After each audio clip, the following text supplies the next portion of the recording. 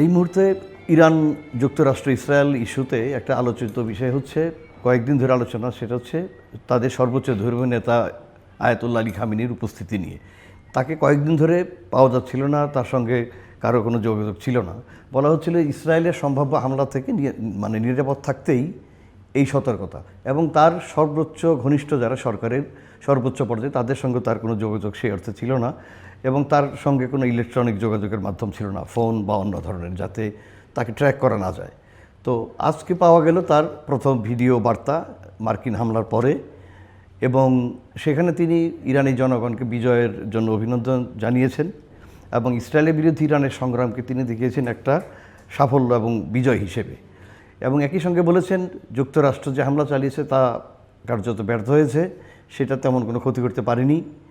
এবং মার্কিন যুক্তরাষ্ট্র তাকে যে আত্মসমর্পণের কথা বলেছিল, তিনি বলেছেন ইরানের মতো একটি ঐতিহ্যবাহী একটি মহান দেশের প্রতি যুক্তরাষ্ট্রের এই আহ্বান ছিল একটা অবমাননাকর বিষয়, এবং ইরান তার উৎকৃষ্ট চপেটাঘাত করেছে।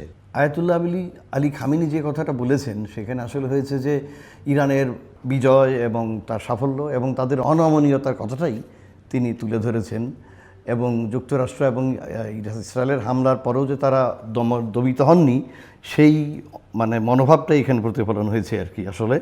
এবং তিনি বলেছেন কাতারে যে প্রতিশোধমূলক হামলাটা চালানো হয়েছে সেটা ছিল মার্কিন আগ্রাসনের একটা জবাব, এবং ইরানিরা এই ধরনের জবাব দিয়ে যাবে এবং তারা কখনোই আত্মসমর্পণ করবে না, সেই অনুভূতিটাই তার মুখ দিয়ে বেরিয়ে এসেছে আসলে। একটা বিষয় ধরে নেওয়া হয়েছে যে ইরান এই যুদ্ধে জিতেছে, নৈতিকভাবে জিতেছে অন্তত, এবং শুধু তাই না, ইসরায়েলের ব্যাপক ভৌত ক্ষয়ক্ষতি করেছে, এবং ইসরায়েলের একটা ধারণা ছিল যে ইরানকে হয়তো আরেকটা গাজায় পরিণত করা যাবে, বিশেষ করে যুক্তরাষ্ট্রের সাহায্য নিয়ে, কিন্তু তার সেই আশা পূরণ হয়নি, এবং ট্রাম্পের চাপে তাকে আগেই যুদ্ধবিরতিতে রাজি হতে হয়েছে, যেটা অ্যাকচুয়ালি ইসরায়েল রাজি ছিল না এতে। কাজেই তার জন্য এটা নৈতিকভাবে এবং সামরিক কূটনৈতিকভাবে কৌশলগতভাবে এটা একটা তার জন্য পরাজয়। ইরানের যতই ক্ষয়ক্ষতি হয়ে থাকুক, তাতে এটা বিশ্ব জনমতের কাছে, এবং একই সঙ্গে ইরানের নৈতিকভাবে তাকে নিজেদেরকে জয়ী মনে করছে, এবং তারা এই সাফল্যতার অনেকটা দাবি করতেই পারে।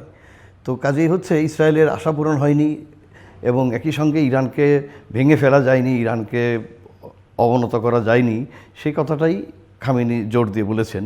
এবং তিনি একই সঙ্গে বলেছেন যে যেই পারমাণু হামলায় যে ক্ষয়ক্ষতি যুক্তরাষ্ট্র দাবি করছে, ততটা ক্ষতি আসলে হয়নি।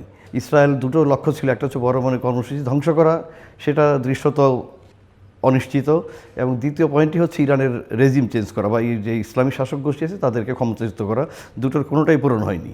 তো আপাতত যুদ্ধ থেমে যাওয়ায় ইসরায়েল আর এই বিষয়ে কিছু করতেও পারছে না, এবং এমন কথা বলা হচ্ছে যে ইরান হয়তো অচিরেই আবার নতুন করে তার পরমাণু কর্মসূচি চাঙ্গা করবে, এবং সে এনপিটি চুক্তি থেকে বেরিয়ে আসবে, এবং ইরানের হয়তো পারমাণু অস্ত্রের অধিকারী হওয়া একটা সময়ের অপেক্ষা মাত্র।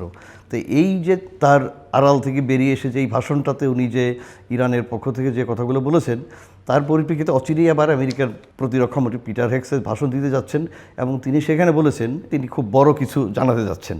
এখন সেখানে সেটা কি পারমাণবিক কর্মসূচি নিয়ে বলবে না ঠিক কী নিয়ে বলবে, অথবা আগামী সপ্তাহে ইরানের সঙ্গে আমেরিকা কথা বলতে বসছে, সেই বিষয়ে হয়তো কিছু নীতিগত কথা আসবে, অথবা মূলত হয়তো উনি যেহেতু প্রতিরক্ষামন্ত্রী, সামরিক ক্ষয়ক্ষতির বিষয়টা হয়তো জোর দিয়ে বলবেন।